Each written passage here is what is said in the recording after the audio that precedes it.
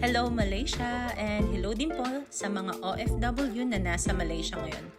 Laban lang po tayo kahit malayo tayo sa pamilya natin. Pero ngayong araw, tara, samahan niyo po muna ako pumunta sa trabaho ko. Naglalakad lang po kami galing sa bahay papuntang station since 5 to 7 minutes away lang naman siya galing sa bahay namin. Pero yung biyahe po namin is around 25 to 30 minutes every day. By the way, before ka sumakay ng train, madaming options ang pwede mong gamitin, which is first yung card. Pero kung wala kang card, pwede ka naman bumili ng coins dyan sa gilid ng station. Yung card naman is pwede mong loadan sa e-wallet or sa mismong counter sa station. Pero ako, ang gamit ko ngayon is si Chimera, which is ang key-charm galing kay TNG from Spy Family. So, bali karating lang namin yan sa station. And then, yung right side is papuntang Putra Heights, which is papunta sa church namin. And then, itong left side is papuntang Bobak. So, bali, pagdating namin is halos kararating lang ng train din.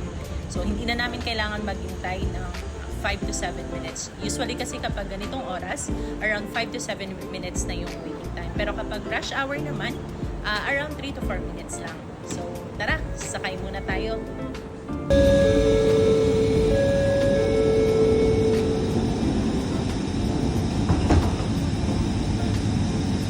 Sila beri tempat duduk anda kepada wanita mengandung, warga emas dan orang kurang upaya.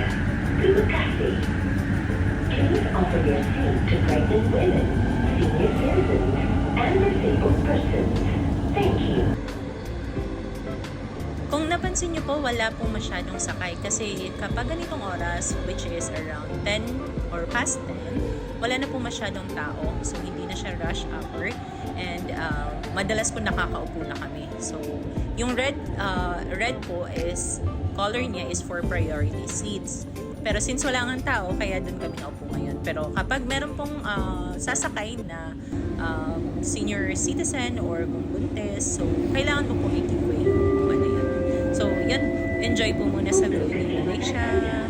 Sila gunakan pemegang pada setiap masa. For your safety, kindly grab the handle at all times.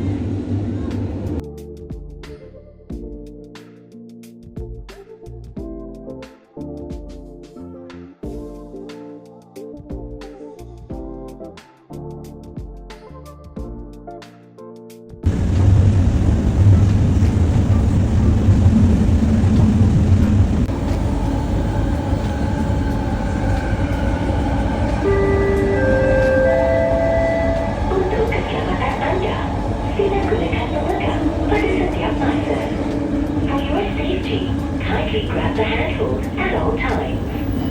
Station berikutnya, KL Central Red One.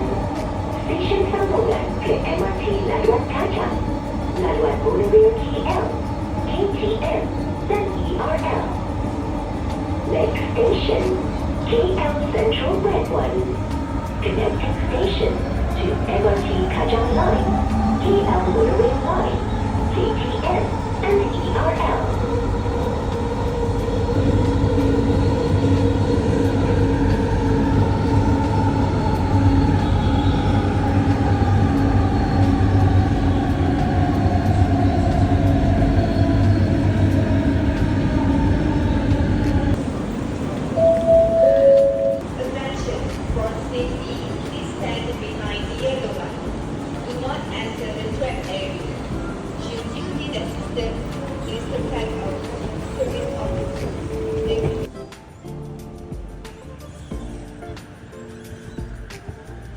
So, ayun, nasa KL Central na tayo. So, bali malapit na lang po to sa office namin. 5 to 7 minutes din po siguro na lakad.